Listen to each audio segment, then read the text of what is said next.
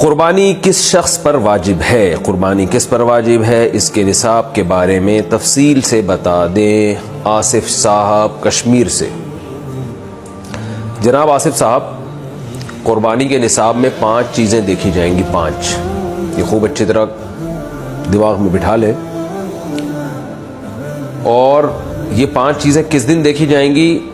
بقرعید کی صبح صادق، یعنی 10 ذی الحجہ کی صبح صادق سے لے کر 12 ذی الحجہ کے غروب آفتاب، یعنی یہ جو 3 دن ہے نا قربانی کے، 10، 11، 12، ان 3 دنوں میں کوئی شخص صاحب نصاب ہو تو اس پر قربانی واجب ہے۔ صاحب نصاب کا مطلب کیا ہے؟ یہاں پر قربانی پر خوب سمجھ لیں، سونا ہو کسی کے پاس، یا چاندی ہو، یا مال تجارت ہو۔ تجارتی مال کا مطلب وہ چیز جو بیچنے کی نیت سے خریدی ہو، کوئی پراپرٹی ہے بیچنے کے لیے خریدی، دکاندار کا جو جتنا سامان دکان میں پڑا ہوتا ہے سب بیچنے کے لیے خریدا ہوتا ہے، کوئی کپڑا آپ نے خریدا تھا، خریدتے ہوئے بیچنے کی نیت تھی، تو یہ تجارتی مال کہلاتا ہے۔ چوتھی چیز ہے نقد رقم، کیش، یعنی جو بھی آپ کے پاس بینک میں یا جیب میں جو کیش اماؤنٹ پڑا ہوتا ہے، یہ 4 چیزیں ہو گئی۔ 5ویں چیز ہے ضرورت سے زائد سامان۔ ضرورت سے زائد سامان میں بہت تفصیل ہے، آسان اس کی ایک جو ہم اگر ضبط کر سکتے ہیں تو وہ چیز جو پورے سال بھی استعمال نہ ہوتی ہو، گھریلو چیزوں میں وہ چیزیں جو پورے سال بھی استعمال نہ ہوتی ہوں، جیسے کپڑے کوئی یا برتن ہے، ڈنر سیٹ ہے، پورے سال استعمال نہیں آتا۔ اسی طرح کوئی پراپرٹی پڑی ہوئی ہے جو نہ کرائے پر دی ہے آپ نے اور نہ آپ اس میں رہتے ہیں، وہ پراپرٹی بھی ضرورت سے زائد میں داخل ہے۔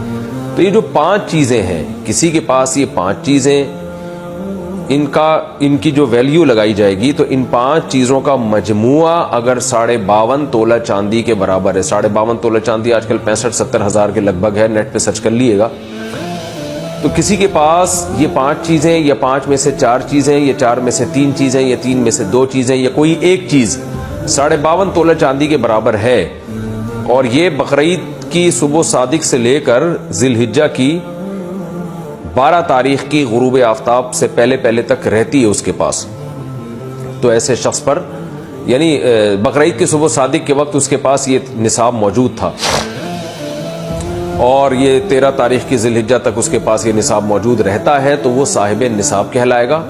13 تاریخ نہیں، 12 تاریخ، 10، 11، 12، 3 دن، تو وہ صاحب نصاب کہلائے گا اور اس پر قربانی واجب ہے، بشرطے کہ یہ جو 5 چیزیں یا 4 یا 3 یا 2 چیزیں میں نے بتائی ہیں، ان میں سے سب سے پہلے قرضہ مائنس کیا جائے گا، یعنی قرضہ مائنس کر کے 52.5 تولہ چاندی کے برابر بن رہا ہو۔ اسی طرح گیس بجلی کا بل جو ان کے اوپر لازم ہے وہ بھی اس میں سے، یا جو مہینے کا راشن آئے گا وہ بھی مائنس کیا جائے گا، جو گھر کا ضروری راشن ہوتا ہے نا وہ بھی مائنس کیا جائے گا۔ مائنس کرنے کے بعد اگر 52.5 تولہ چاندی کے برابر رقم بچ رہی ہے تو ایسے شخص پر قربانی واجب ہے، چاہے مرد ہو چاہے عورت ہو۔ تو عورت کیسے قربانی کرے گی؟ سونا خواتین کے پاس بہت ہوتا ہے، چاندی ہوتی ہے، چاندی نہیں بھی ہو تو سونے کے نصاب جو ہے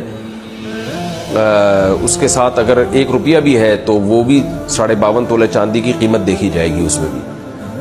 تو عورت کیسے قربانی کرے گی؟ اس کے پاس تو کیش نہیں ہوتے عام طور پہ، تو پورے سال جمع کرے، تھوڑے تھوڑے اپنی جیب خرچی سے بچایا کرے، یا سونا کو بیچ کر کرے۔ البتہ کسی کے پاس صرف سونا ہی ہے اور یعنی باقی 4 چیزوں میں سے کچھ بھی نہیں، 1 روپیہ بھی نہیں ہے، تو پھر 7.5 تولہ سونا جب تک نہیں ہوگا قربانی واجب نہیں ہوگی۔ یعنی سونے کے ساتھ اگر چاندی ہے یا پیسے ہیں یا تجارتی مال یا ضرورت سے زائد سامان ہے، پھر سونے کی ویلیو دیکھی جائے گی، سونے کو نہیں دیکھا جائے گا۔ لیکن اگر صرف سونا ہی ہے تو پھر 7.5 تولے سونے سے کم پہ نہ زکوٰۃ ہوتی ہے نہ قربانی ہوتی ہے۔ تو یہ ہے، تفصیل سے آپ کو بتا دیا۔ تو آپ چاہیں تو اس میں ایک گائے میں حصہ لے لیں، چاہیں تو بکرا لے لیں، چاہیں تو دمبا لے لیں، مرد پر الگ واجب ہے، عورت پر الگ واجب ہے، جو بھی صاحب نصاب ہوتا ہے۔